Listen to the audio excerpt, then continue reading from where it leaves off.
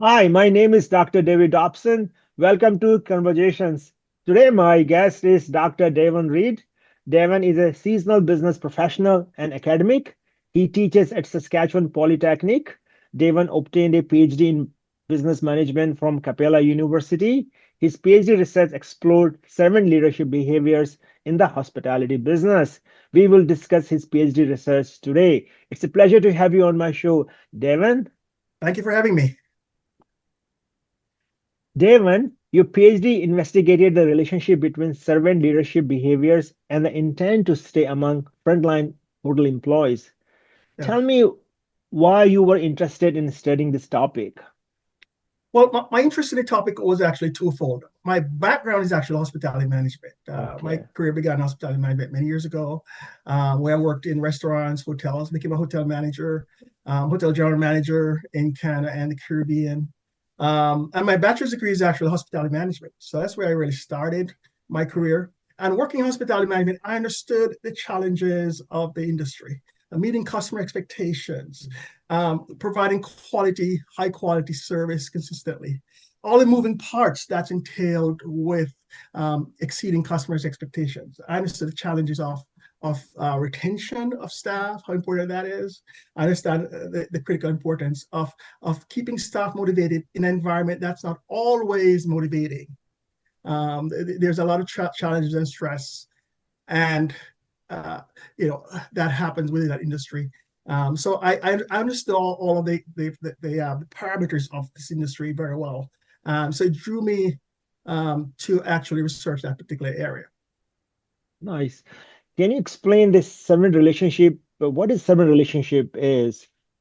Okay. Well, servant leadership is I don't want to say it's a relatively new research area, but it's a research area Hmm. that um, that prioritizes the needs of followers above leaders. Okay. It's almost counterintuitive. Okay? You're saying as a leader, my employees' um, success, growth take Yeah. precedence over mine as the leader. Hmm. Um, but servant leadership is also very different from other leadership theories. Leadership Hmm. is very difficult and can be complicated. Hmm. There are over 66 different leadership theories out there. Hmm. Hmm. And servant leadership is different Hmm. because it is not just a theory, Hmm. but it's a way of life. Hmm. A servant leader just naturally, instinctively listens well. They Hmm. have empathy. They heal. They Hmm. conceptualize. They have an awareness about their employees, where they are, their challenges, their proclivities. They have this power of persuasion and stewardship. They build community. They have this passionate growth, need to grow their employee.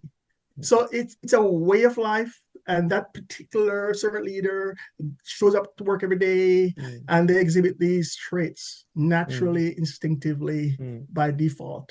Hmm. So it's a very powerful Hmm. leadership framework, and a Hmm. lot of companies are gravitating towards it. The Hmm. big companies. Now, in Hmm. terms of this particular theory and hospitality, this Hmm. theory has a great alignment with hospitality management. Hmm. The conceptualizer of the theory Hmm. was Robert Greenleaf, Hmm. who in 1977 talked about that this type of framework allows leaders to have a service orientation. Hmm. And because leaders have a service orientation, and the theory allows leaders to get respect and Hmm. trust, there's Hmm. emulation. So Hmm. if a leader has a service orientation, the employees are going to have that, are going to emulate that service orientation. So there's studies have been showing a correlation between servant leadership and Hmm. service industry, which Hmm. speaks to hospitality. Hmm. So there's a direct correlation there. Hmm. And as a result, this particular industry has, in very many cases, embraced the theory. Ritz Hmm. Carlton, Hmm. Four Seasons, Hmm. Marriott, Hmm. Starbucks, Hmm. just to name a few, Wow. are now turning servant leadership as a framework that can Hmm. really propel Hmm. their progress Hmm. and enhance the customer Hmm. experience. Yeah. So thank you for explaining this. So why seven leadership behaviors are important, especially in hospitality business? You mentioned some of those hospitality businesses. Yeah, yes. So because of the nature of the business itself, Mm, nature of business is it's mm, very much mm, an industry where the contact of the frontline employees are so critical to customer experience. mm, And you want employees to model a mm, servant attitude in terms mm. of how they serve. Now, let me make a distinction. Okay. Service is not servitude, right? Yeah. This is you modeling a behavior where how can I help you? How can I serve Mm, you? mm, What understanding what are your needs? yeah. Prioritizing a customer's needs, Mm, anticipating a customer's needs. mm, It is about this ability mm, that employees need to have to deliver mm, this high quality service. mm, So there is, and many researchers have actually mm, supported Greenleaf's postulation on servant leadership having a mm, service mentality, mm, and the fact that they build trust, mm, respect, and very mm, important again, emulation. Employees mm, emulate leaders who they mm, trust and they respect. I want to be like mm, that leader. yeah. The way that leader serves me, Mm, think about my mm, needs, my yeah. training needs, my need for resources at work, my needs for my development, my needs for my growth. I want to replicate that now to my customers. And I want to be able to when I engage my customers on that front line, in that moment of battle with a customer or Mm, engagement with a customer, yeah. I am meeting that moment because I'm being served so powerfully, so Mm, impactfully mm, by my leader. mm, yeah. Yeah. And obviously I think ultimately it's build relationship with your team, with your employees. So once you have a good relationship, then many Yes. amazing things can happen Absolutely. because So trust servant and leadership relation. really ties into Yeah. relational leadership as Yeah. well. It's Yeah. about Yeah. relationship building. Again, it's about trust, respect with Yeah. leaders and Yeah. followers. And that relationship is very much Yeah. integrated, Yeah. intertwined, and it's Yeah. very, very powerful as it propels people Yeah. to be very, very effective in what they do, to drive efficiencies. Mm, It drives levels of service delivery. It expands quality, and this is what research is bearing out, and the mm, power and the legs, yeah. using a colloquial word, of this Yeah. leadership theory in Yeah. the service industry and its Yeah. impact. Very nice. So obviously you have a very nice PhD topic to study. Tell me how you went about studying this topic. Okay, well, this is research is a quantitative, correlational, non-experimental Okay. research. Mhm. So it's I did the quantitative approach because this particular research, you look at the title itself, Mm, suggests there is an yeah. independent variable. Yeah. Independent variable is relationship behaviors. Yeah. Behaviors, plural. Yeah. Because there's Yeah. 10 different behaviors that my research identified that are critical to servant leadership. Mm, mm, And of course, the dependent variable is intent to stay. yeah. So just by the title alone suggests Yeah. that it should be Cause and a effect. correlational quantitative study. And as well, the research question actually lends itself to that particular methodology. So we went into the market and we sampled 114 frontline employees working in the United States hotels. Uh, what I mean by frontline is Mm, bartenders. okay. It could be people working in housekeeping, Okay. front desk, Okay. bellhops, all Okay. those non-supervisory employees Mm, were brought into that target sample. And mm, of course, uh, uh, we used a survey, and it mm, was a random sample, mm, which was very, very powerful. mm, A random sample mm, has a lot of benefits. mm, It means that everyone in that target population has an equal chance of being selected, and this supports statistically valid data for this correlational study that I embarked on.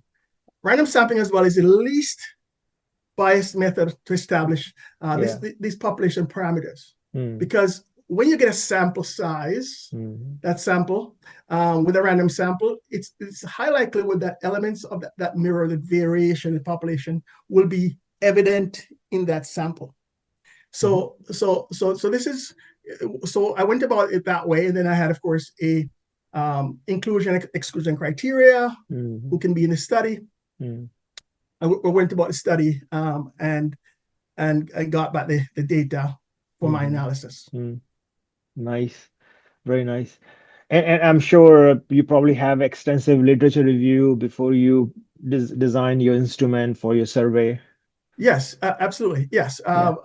I I looked extensively at various Yeah. authors, Yeah. um, and I explored the two main variables: servant Mm, leadership mm, behaviors and mm, intent to stay. And we looked at different authors' postulations on these two constructs. mm, I also looked at the evolution of the theory itself.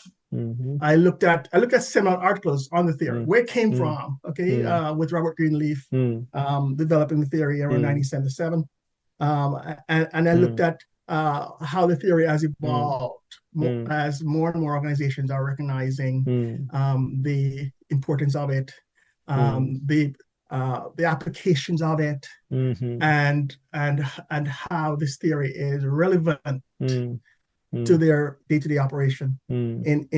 in what they do, Yeah. where they play, and how they play. Yeah. And as you mentioned, some of those companies in the beginning look like this servant leadership philosophy or this framework is seems like getting more popular now as company adopting to this model. Yeah, yes, absolutely. And, of course, there's a clear correlation with servant Mm, leadership and service industries, but there are other mm, industries as well mm. that are actually seeing benefits of this. Yeah. Healthcare Yeah. is Mm, looking at servant leadership as a framework mm, that it can incorporate in their operational systems. mm, Manufacturing, I mean, there are many other areas that are mm. looking more and more at this particular theoretical framework and seeing the benefits of it. And, Nice. and it's a change in mindset. Remember, this is a way of life. It's not a thought Mm. technique like other Yeah. theories. It's a mindset Yeah. that you want to develop. And certainly, you want people in healthcare to have that mindset. If you're Yeah. sick, if you're in a hospital, if you need help, Yeah. if you're working in manufacturing, Yeah. providing products or services, Yeah. you want people to have that type of mindset, Mm. um, and that way of life about Yeah. what they do and how they do it. Yeah. Yeah, and I guess it has something should come from your heart as well that I'm going to do my job and I'm going to serve people with genuineness. Absolutely, absolutely. There's many applications to it. As an educator, there's Yeah, applications there too. I mean, yeah, my yeah, students, yeah. how do I serve them? How do I see them? What Mm, do they see when they see me coming? Do they see a mm, servant, instructor yeah, who's there, who just there yeah, to pour into them, yeah, to expand them, to yeah, enlarge them, yeah, to inspire them? Do they yeah, see that? mm, And do I do the work as an instructor to make sure yeah, that I'm serving them well, or am I yeah, just going through emotions? yeah, Okay, I'll just so yeah, it certainly lends itself to so mm, many different disciplines absolutely. and areas of life. Yeah. So Damon, how did you collect data for your study, for your Okay, PhD okay, study? yeah. So I use a company called Question Pro, and they went into the market and Okay. they looked at they got a random sample of Mm, target population, mm, and they were given inclusion exclusion criteria. mm-hmm. Informed consent form were signed. We made sure that we followed all of the protocols in Yeah. terms of Mm, confidentiality, yeah. that participants were there who Mm, were supposed to be there and mm, wanted to be there. yeah, for sure. Yeah. And as a result can add value by being there. Yeah. We went through all that process, very, very meticulous. So when the data came back, I Mm, did my analysis.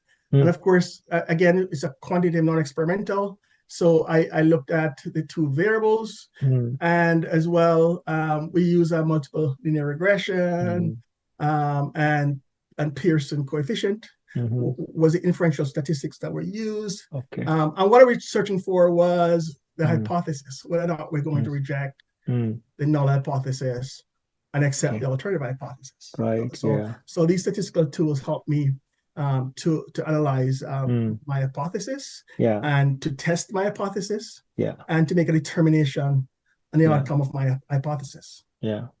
Well, I want to go back to your data collection. So you said you did a study in the States. So Yes. so tell me first why you chose states for your data collection. And Okay. second, what was the sample size look like for your Okay. study? Okay. Yeah. So I chose the United States because in my readings on hospitality, Mm, especially since COVID, yeah. I saw that the problem of high turnover was particularly Mm, acute in the United okay. States.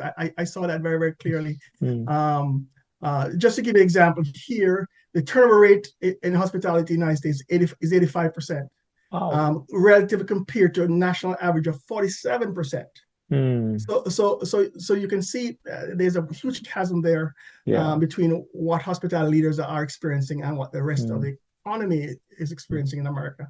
And as a mm, result, and that creates all kind of operational challenge for people mm, in frontline mm, roles. mm, Customer satisfaction suffers. mm, mm, They have increases in operational cost, and mm, overall service quality um, is negatively affected, mm, which result a lot of times with organizational damage to mm, reputation mm, and weakens their ability to be sustainable and to mm, be competitive. So, mm, so, so U.S. was chosen as that market because of my reading that's showing me just how acute the problem was. Now, mm, again, this is a U.S. study, so mm, the results are not necessarily transferable mm, or can be generalized to for sure. Canada or any other country. Mm, I'd have to look mm, at other countries, look at yeah. Canada, my home, Yeah. and look Yeah. at, for example, um, uh, whether or not how much the study would relate or can be generalized or Yeah. experienced here Yeah. in this country. Yeah. Like I'm thinking in generally in the hospitality business, like, I talk to my students and most students working in a restaurant, like a server, for example. But for them, that job is typically like a short term while they just pay the school fee because ultimately they're hoping to get a better paid job, something more Yes, secure job. yes, So yeah, so I'm thinking that perhaps that's why the people don't really stay very long in some of these yes, jobs. What is yes. your Yeah, that's one of the challenges. When I did yeah.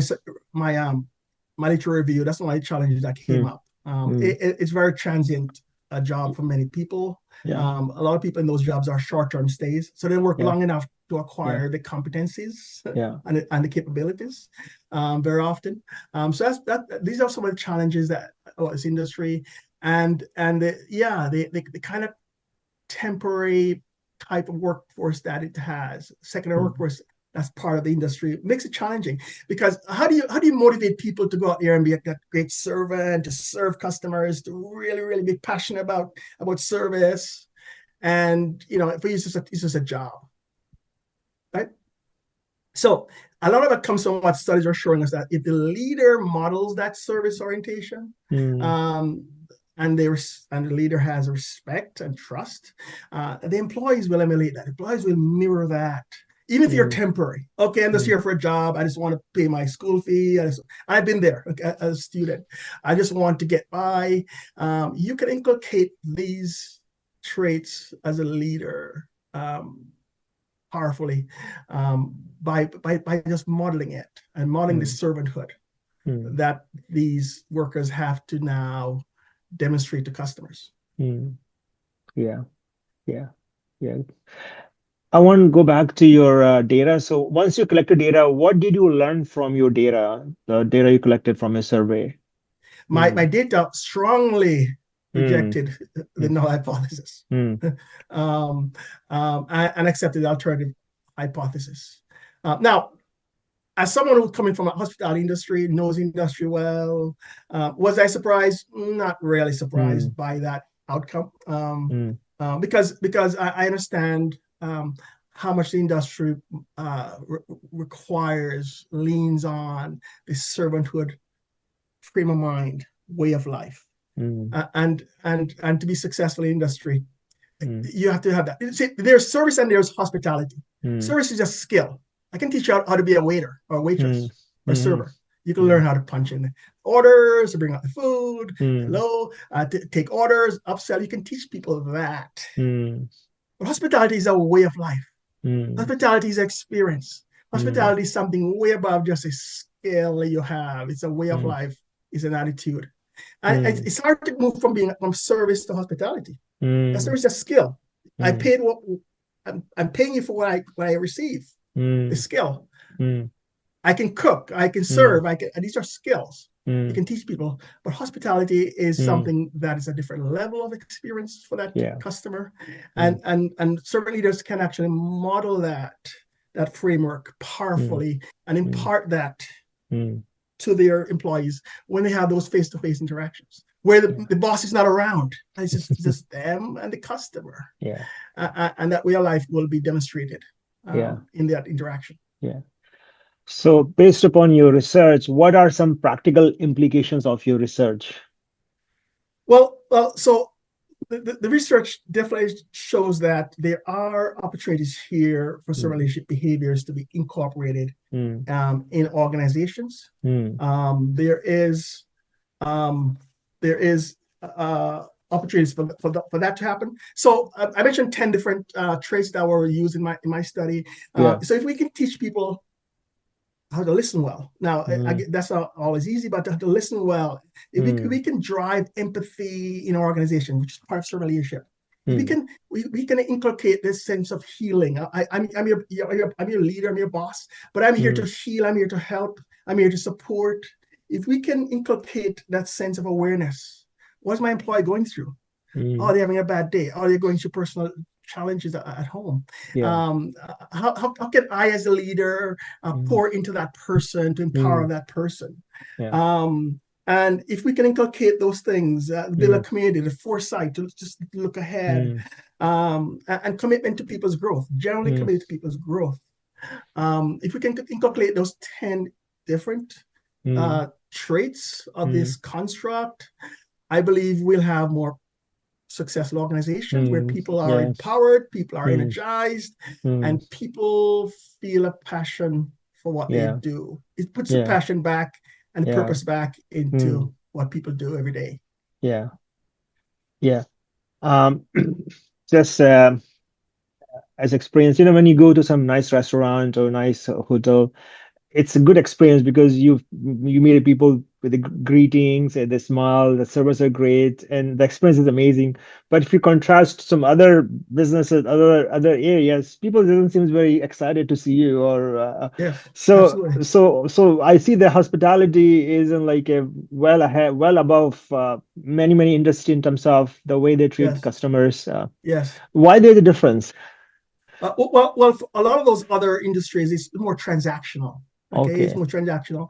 You come to my establishment, you're paying me, and I should give you your money's worth. It's Yeah. a transaction, right? Yeah. And if I Yeah. don't get my money's worth, I'm not happy. I'm not going Mm. back, um, and people are weighing those two things.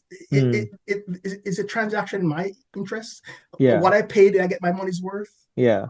Um, but hospitality is different because Yeah. it's a way of life. It's a Yeah. passion. Mm. It's not service. Mm. It's not just a skill. Yes, you need a skill. You need to know how to cook. You need to serve tables. You need to Yeah. know how to make drinks. It's a Yeah. skill. Yeah. Okay, but hospitality, teaching hospitality it's harder to teach because it's just a Yeah. way of life. It's a Yeah. passion, and Mm. it's hard to inculcate that. So a lot of jobs, people, it's a skill.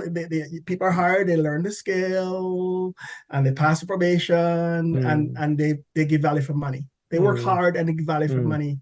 Mm. But the hospitality Mm.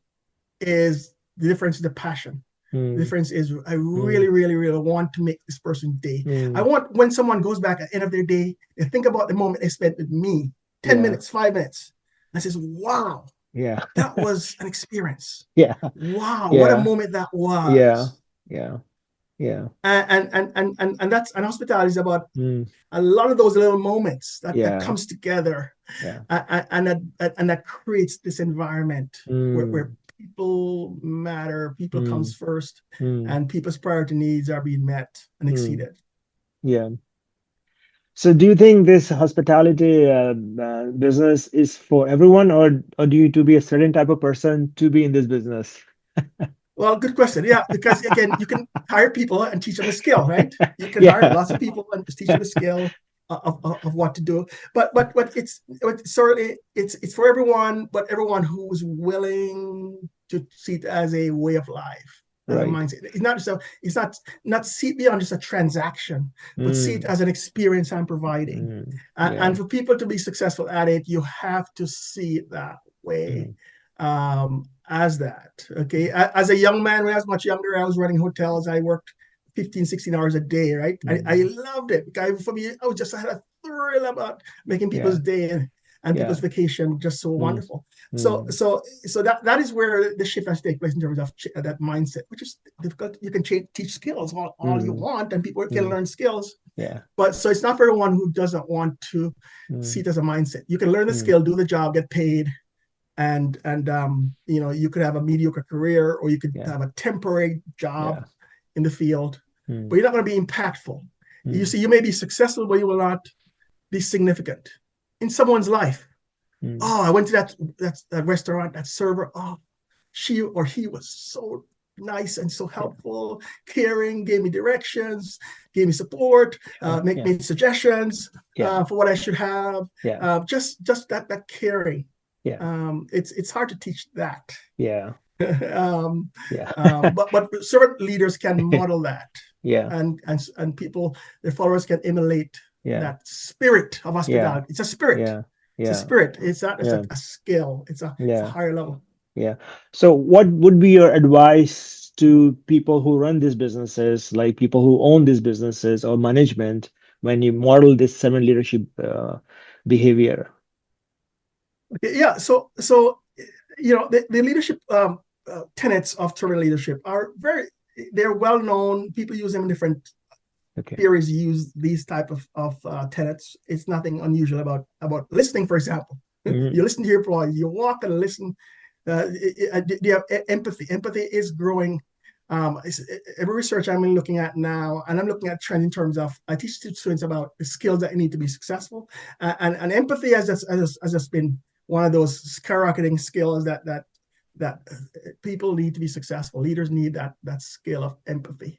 Hard to teach, but once you have it, it's powerful. It's connecting, and it is so engaging Mm. once you have that empathy and that awareness and self-regulation. Mm. Um, and once you have awareness, I mean, these are just basic things. Are you aware of what's going on around you? Are you aware Yeah. of your Mm. employees' moods, your employees' Mm. challenges, your Mm. employees' difficulties, their proclivities, their moments to Yeah. celebrate, to Mm. correct, to Mm. inspire, Mm. to heal. Mm. So all of these are just basic things that I think companies can look at this and say, okay, so how can, and you see, leadership is like I say, it's complicated, right? It's very Yeah. situational. Hmm. It all depends, right? Leadership is Mm. all very much situational. Um, and when I teach my students about leadership, I tell them that I teach them about different theories: Mm. transactional, transformational, authentic, servant leadership. But I'm saying it's situation. It all depends on the situation. Mm. There's a moment that needs healing. There are times that needs a lot of empathy, and there are other times that it could be a different type of approach that you use. So leaders they're going to have to reevaluate, because we have a problem in terms of employees um, checking out. They go to work, Hmm. yes, they're Mm. there physically, but they're not there in terms of their productivity. Their Yeah. passion is not there. Yeah. It's somewhere else, Yeah. and their motivation Yeah. has left them. And For and sure. how do we recreate that spirit of passion for Yeah. whatever it is that you do? Yeah. And you're right. Once that model works, it will translate back to the customers, and customers will be happy, loyal, Absolutely.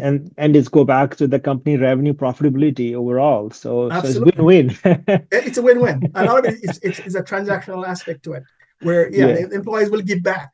Yeah. You pour into them, they will Yeah. give back to the customer. Yeah. For And sure. again, and because the industry is so much about you one-on-one with customer, that managers don't see those interactions, most of those Mm. interactions. Yeah.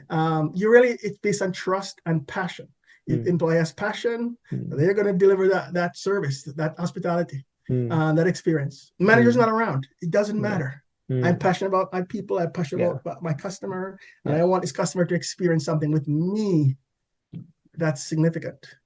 Right. And that is the approach that's going to really, Yeah. if you can inculcate that in organizations, it can be very powerful, Yeah. and a huge differentiator for Yeah. organizations. Yeah. So, Devon, what is your advice for future research on this topic? I would say that this research has a lot of gaps and a lot Mm, of uh, capacity for ascendancy. As I mentioned, I see this research doing very well in other industries as well. Like I said, healthcare, manufacturing, finance, mm, education. mhm, Okay, as an educator, I see it because again, it's modeling these principles that are applicable to different um, uh, uh, areas of life. So my recommendation, of course, yes, if you go into for future research, um, look for gaps in the research. There's a lot of gaps out there, so you can go and research and find where's the gap. Like for mm, example, how do I find my gap? Well, I looked at what was known in research and what was unknown, right? mm, I knew that source relationship correlated with human resources behaviors like increasing happiness, mm, performance. I knew that it also was a predictor mm, of perceived organizational support, job embeddedness, job satisfaction. I knew that, but the known unknown was: is there a correlation between surrealistic behaviors and intent to mm, stay mm, among frontline hotel workers? mm. Um, that was unknown, and that's where I found the gap. So there are a lot of gaps everywhere. Even when I do my research, I see gaps. Yeah. You just have to go and find those gaps Mm, because where those gaps are is where you're going to find the impact. mm, Those gaps are a gateway to solving problems. Those gaps are an avenue for creating levels of research and problem solving that the world needs, frankly. yeah. So, what is next for you, Devon? Okay, well, next, well, I do plan to continue my academic pursuit, continue being a Yes. servant teacher, Mm, pouring into my students, doing research, developing them and mm, their mm, capabilities, building future mm, leaders who are servants mm, first, helping with that to inculcate that mindset of a servant leadership, of a servant mm, leader. And of mm, course, I also like to as well to work with organizations to incorporate servant leadership practices mm, um, in their day-to-day operation. mhm, Of course, I have to sell them on the benefits of it. Okay, here's why mhm. it's beneficial. Here's why it can really help you. Yeah. And once they're caught onto the benefits of it, hopefully Yeah. they'll embrace it. Yeah. And of course, I would also like to work with organizations with successful implementation of their strategic objectives. Yeah. That means that so that they can win Yeah. wherever they play and however they play, Mm, organizations can win. mm. Yeah. For sure, yeah. And obviously, your research has a huge implication pretty much all service industry, whether it's hospitality, finance, you name it, like they Yes, definitely can adopt this model into their workplace. yes, absolutely. Thank you so much for your time, Devon, for sharing your interesting research with us this today. Thank you. It was a pleasure being with you, Dr. Dobson. I really enjoyed our talk. Thank you so much for having me.